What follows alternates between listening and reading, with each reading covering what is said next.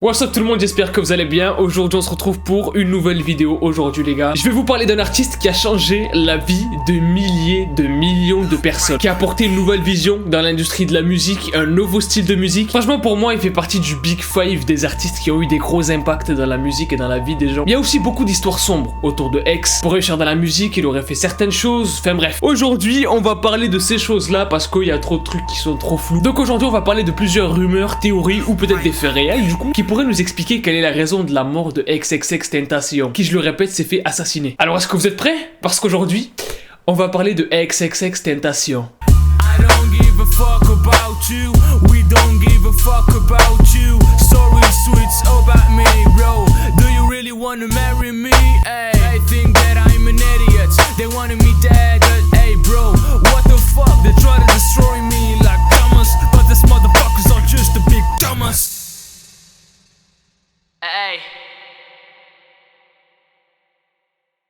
XXXTentacion, pour ceux qui ne le connaissent pas, c'est un rappeur, chanteur, compositeur américain, roi de la bad vibe, qui est une espèce de mood, c'est une espèce de type de mode de vie en fait, de manière de penser, d'attitude, qui tourne pas mal autour de la dépression. Et X, bah, il a touché un petit peu à tous les styles de musique, que ça soit du rock, que ça soit du rap, que ça soit de tout. Mais comme je vous l'ai dit, le sujet le plus important c'était la dépression, et c'est super important, vous allez le voir pour la suite de la vidéo. Parce que malheureusement, il y a beaucoup de personnes dépressives qui pensent souvent à la mort. Et XXXTentacion, lui aussi, en parlait souvent, tu vois, mais on n'aurait pas dit qu'il parlait de mort comme un dépressif en fait, mais plutôt comme quelqu'un qui sait quelque chose et qu'il faut faire taire. I died tragic. I'm not able to see out my dreams. I at least want to know that the kids perceived my message and were able to make something of themselves and able to take my message and use it and turn it into something positive and to at least have a good life. I at least, if I'm gonna die or ever be a sacrifice, I want to make sure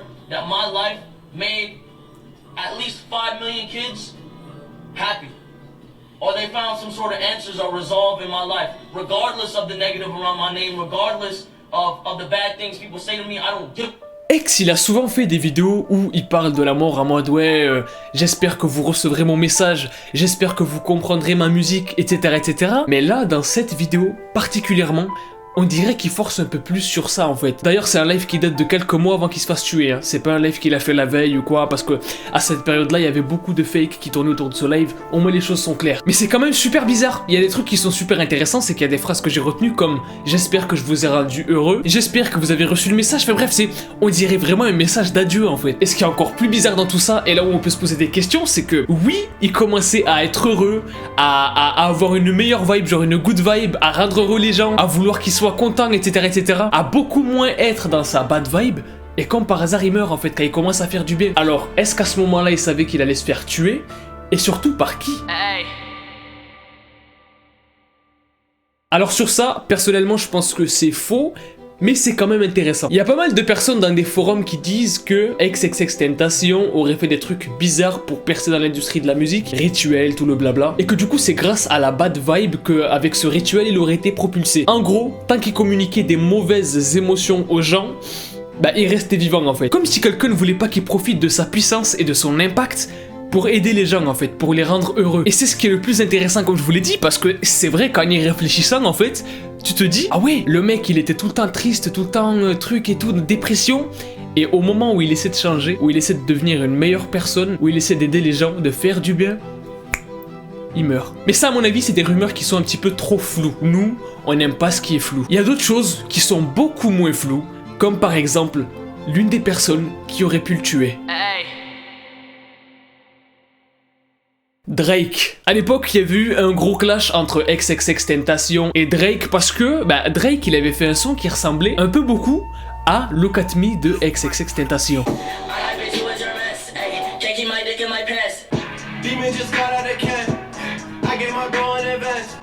Très bizarre bien sûr, ça a pas plu du tout à X. Drake essayait de se défendre en disant « Non mais j'en ai jamais entendu parler de son son, donc franchement, ça serait bête de ma part de recopier, surtout qu'il est populaire. » Mais comment est-ce que tu peux savoir que le son est populaire si t'en as jamais entendu parler? La réponse ne plaît pas du tout à X. Du coup, il se met à le clasher sur Twitter, ce qui va encore plus propulser XXXTentacion. Alors il commence à faire des tweets où il insulte la mère de Drake, où il parle de la mère de Drake, il dit qu'il va faire des trucs avec la mère de Drake. Bon, toute cette histoire se calme, voilà, se calme pendant une petite période, jusqu'à une période en fait où XXXTentacion va lancer une espèce de challenge via sa chaîne YouTube, parce qu'il avait une chaîne YouTube où il faisait des vlogs, etc. etc. Ce challenge s'appelle The Helping Hand Challenge. Et en gros, avec ce challenge-là, X, ce qu'il a décidé de faire, c'est de se servir de sa notoriété, de son impact sur les jeunes, de sa puissance pour venir en aide aux personnes dans le besoin, etc. etc. Donc là, comme je vous l'ai dit au début de la vidéo, on commence à passer dans sa phase good vibe. Et donc c'est vraiment bien fait, hein. En une sorte de vlog docu, il se filme dans les associations, dans les hôpitaux, dans les écoles, pour offrir des PS4 ou des jeux à des enfants en fait, qui n'ont pas forcément les moyens de se les acheter. À ce moment-là, X comprend qu'il est important, qu'il peut faire bouger les choses, mais il y a quelqu'un qui revient dans les parages. Hey. Drake, quelques semaines après, fait la même chose avec son clip God's Plan, où du coup, il aide des gens dans le besoin, il leur donne de l'argent et... Bon, là les gens se sont dit, écoute, mais la première fois pour Look At Me, on n'a rien dit, on a dit ça y est, c'est pas grave. Là, ça commence à faire un petit peu trop, 2 fois, tu vois. Et du coup, X, sans que il est visé, hein, que du coup Drake a fait son challenge à lui, exprès pour du coup faire de l'ombre au challenge de X, mais X se dit... Vas-y, c'est pas grave, tu sais quoi, j'ai compris que tu me visais à moi, mais c'est pas grave, parce que là, on aide des gens, et donc c'est pas grave, je m'en fous. T'as fait ton truc, t'as aidé des gens, donc moi je suis content, c'est pas grave. X poste ça sur sa story Instagram, quelques jours après que Drake ait sorti God's Plan. Puis, le supprime en disant que c'était un hacker qui avait mis ça dans sa story Instagram.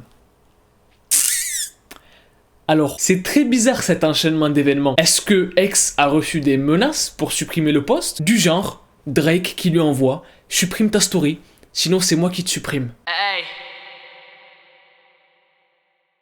18 juin 2018, XXXTentacion est retrouvé mort dans sa voiture avec plusieurs impacts de balles au niveau de la tête. Quelques semaines plus tard, Drake sort un son qui s'appelle I'm Upset. Et franchement, je sais pas si c'est parce qu'on est fou, hein. Peut-être qu'on est fou, peut-être qu'on est des dingues, peut-être qu'il faut nous amener à l'hôpital, je sais pas. Mais dans son son I'm Upset, il y a des lyrics, des phrases qui font vraiment froid dans le dos, qui font flipper. Ou du coup, les gens se sont dit...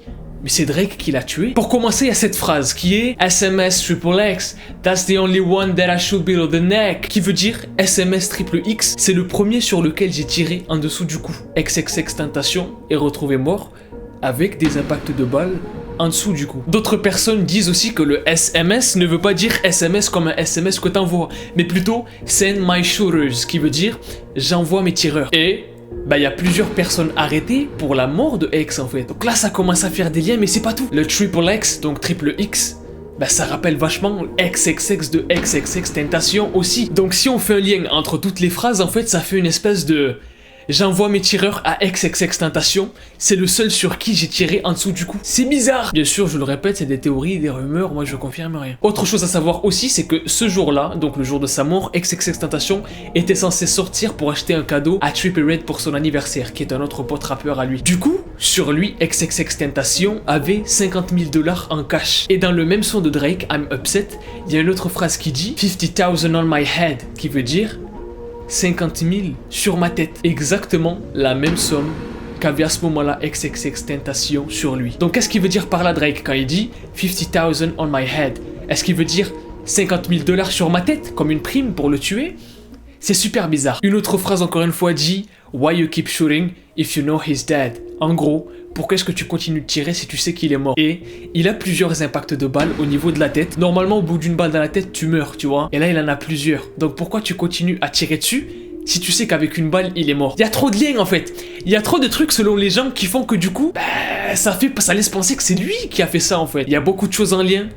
Tout se rassemble un petit peu comme les pièces d'un puzzle. Et bah, ça tient la route en fait. Ça tient la route. Donc d'après certains, après leur clash, après leurs insultes, et surtout selon le gros concurrent qu'est XXXTentacion, Drake aurait envoyé des gars à lui ce jour-là, le 18 juin 2018, pour faire passer le message que c'est lui le king, et que personne n'est à son niveau. Et que du coup, bah vaut mieux pas le clasher. Bien sûr, ce que je vous raconte là, ce sont des rumeurs, c'est des théories. Moi je trouve ça intéressant d'en parler parce que c'est vrai que il y a plein de trucs bizarres, tu vois. Il y a des trucs où tu te dis, ouais, c'est une rumeur, mais bon, C'est possible en vrai. Donc bon, dites-moi ce que vous en pensez dans les commentaires. Dites-moi dans les commentaires, écrivez-moi un petit peu tous vos messages là de rumeurs, de théories. Voilà, dites-moi ce que vous en pensez de ces deux rumeurs du coup. Que soit c'est l'industrie de la musique qui, comme il a fait des trucs bizarres, peut-être... Bon, ça j'y crois pas trop, mais bref. Comme il a fait des trucs bizarres et que la bad vibe ça vend mieux, le fait qu'il soit dans la good vibe ça vend moins, et du coup il aurait fallu le faire disparaître pour que ça s'arrête. Ou alors, est-ce que vous pensez que...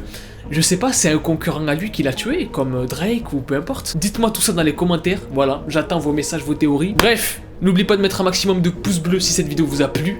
N'oubliez pas de vous abonner à la chaîne si vous êtes nouveau et que vous kiffez le délire de la chaîne. Moi je vous dis à la prochaine pour une nouvelle vidéo. Peace out. Et kiffez la vie.